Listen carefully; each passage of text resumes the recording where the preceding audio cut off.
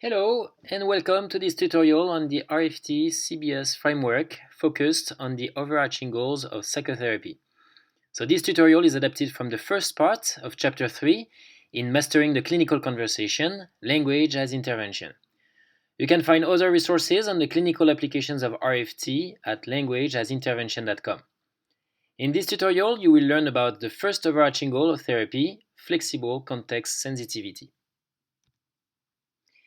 If we look at what we know about human psychology from a contextual behavioral point of view, we can conclude that what humans do is influenced by the context, and that this context is made of intrinsic and symbolic contingencies.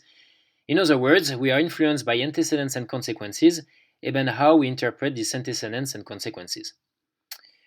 We've also learned that humans can suffer from psychological problems if they are insensitive to useful parts of the context, like when a person drinks a lot of alcohol to decrease anxiety, but is insensitive to long-term effects on his health. Another example is when someone follows a rule such as, I have to always say what I think in order to build intimacy in relationships, even though she is rejected by others when she says what she thinks all the time.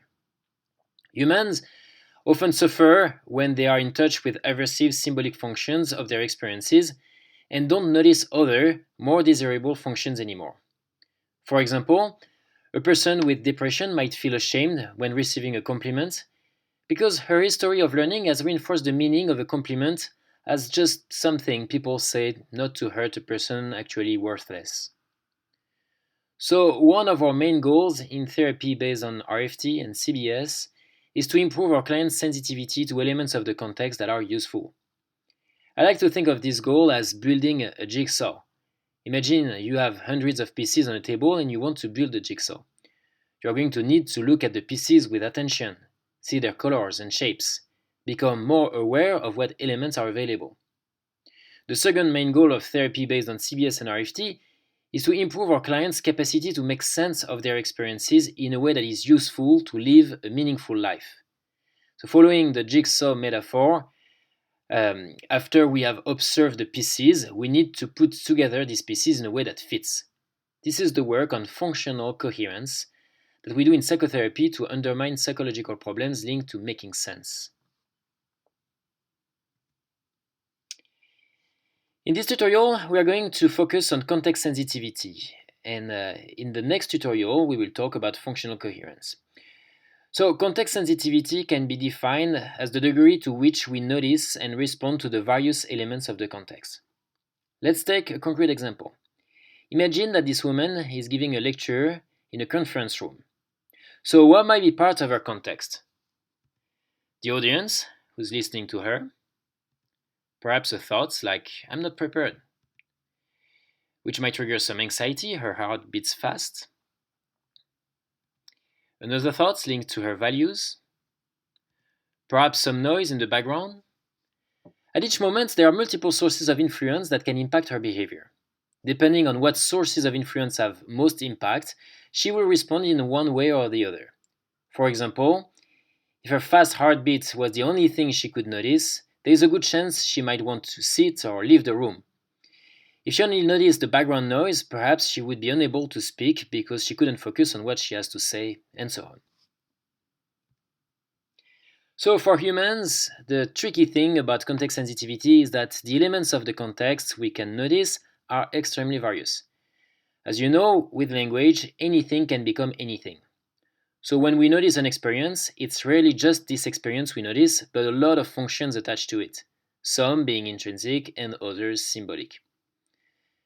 Let's play a little game to see how this works concretely.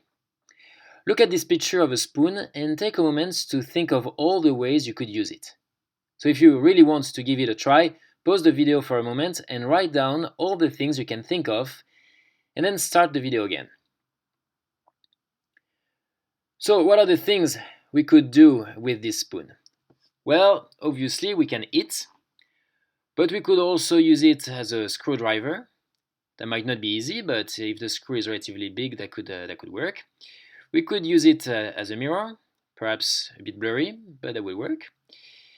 Or as a weapon, or to put a tight shoe on, or to spread butter on a toast, and so on. In fact, the potential functions of this spoon are limitless. All we need is creativity, which is immensely increased when we enter the symbolic world. So, bringing this back to our main therapeutic goal, when we work on sensitivity to the context, we need to take into account that the context is made of symbolic elements and that a spoon is never just a spoon. We have to be able to notice all kinds of functions. Let's take a concrete example in a clinical context.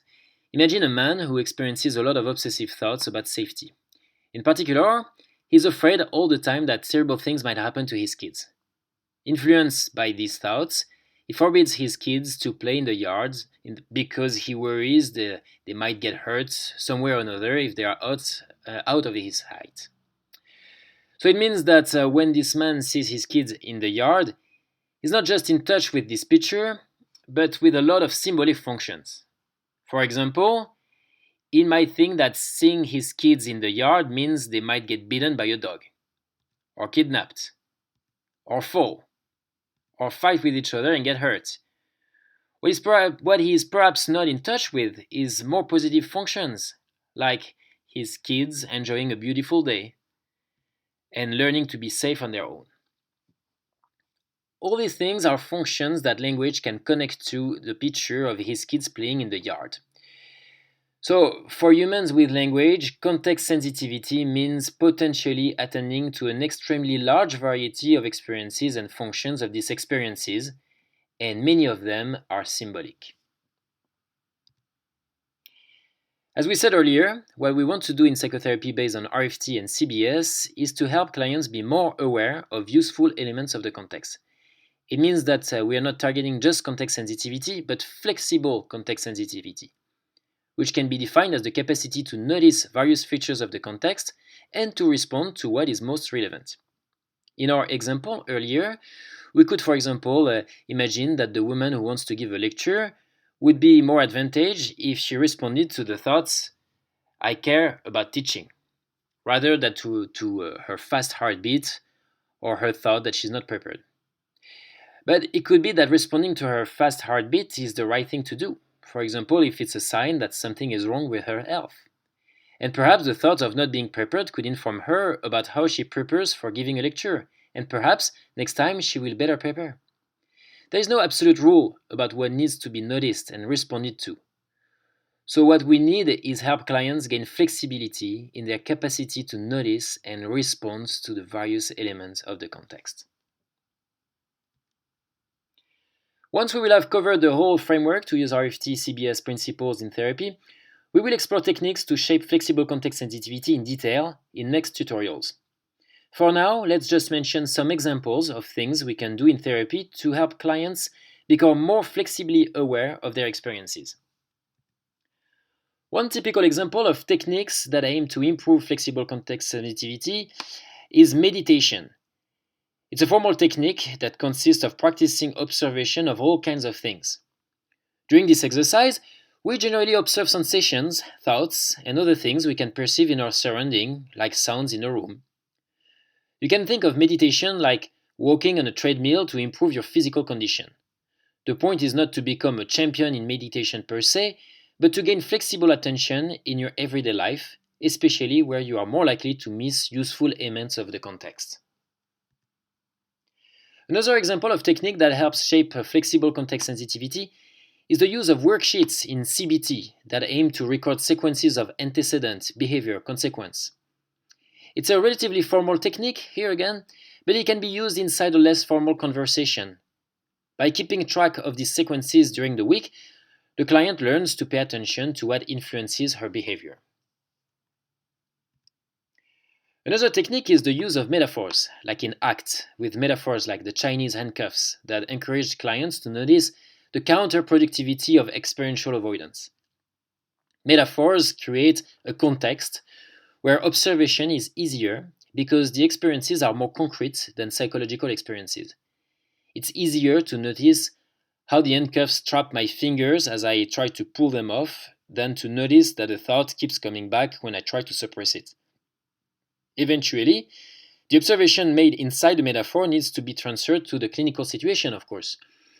But in the meantime, the use of the metaphor has shaped the process of observation in an easier context. More generally speaking, flexible context sensitivity can be shaped through natural conversation in which the therapist asks all kinds of questions that draw the client's attention to different elements of the context. For example, a therapist can ask a client how she felt before an action and what thoughts she had after this action. He can ask her about long-term and short-term consequences.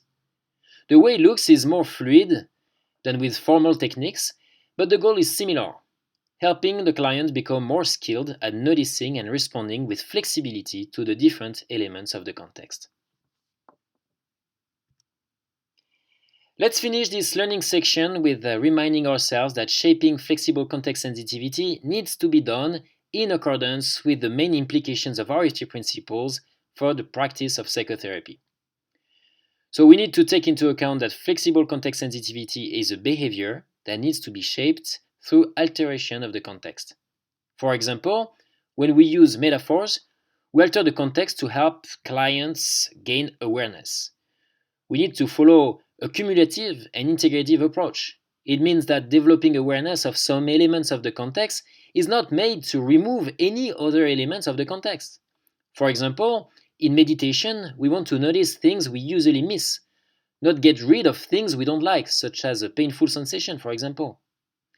We also need to encourage functional coherence. This point will be more central in our second overarching goal, which we will cover next time. But even when we focus on flexible context sensitivity, we need to be consistent with this dimension because the things we will encourage clients to notice will need to be relevant, useful. The point is not just to notice in general, but to notice and respond to what is useful. So for example, when we use worksheets to track sequences of antecedents, actions, consequences, we guide the process of observation in a way that provides useful information because it helps us identify what influences a clinically relevant behavior. And finally, we want to shape flexible context sensitivity as much as possible through an experiential approach in order to help clients become more autonomous, flexible, and in touch with their own experience rather than governed by too rigid rules. It's possible to increase flexible context sensitivity through more directive techniques like psychoeducation, but in general, we prefer creating a context that evokes the client's own exploration. For example, by having conversations that include a number of questions directing the client's attention to different aspects of the context. In a way, this whole work is very simple and doesn't require a special talent. It's about being curious and encouraging our clients to be curious. But we show curiosity with contextual behavioral principles in mind, which makes a big difference. Here is a summary of the main points you've learned in this tutorial and that I encourage you to remember. Context sensitivity is the degree to which we notice and respond to the various elements of the context. Language impacts context sensitivity by multiplying the potential functions of our experiences. Flexible context sensitivity is the capacity to notice various features of the context and to respond to what is most relevant. It's an overarching goal of therapy based on RFT and CBS. Flexible context sensitivity needs to be shaped in accordance with what we know about language and cognition from an RFT perspective, which means altering the context to shape behaviors using a cumulative and integrative approach, encouraging functional coherence, and using an experiential approach. This is the end of this tutorial on the RFT-CBS framework. This tutorial was adapted from the first part of Chapter 3 in Mastering the Clinical Conversation, Language as Intervention. If you want to watch the next tutorial on the RFT-CBS framework, focused on functional coherence as the second overarching goal of psychotherapy, you can go to languageasintervention.com. You will also find other resources on the applications of RFT for clinical practice.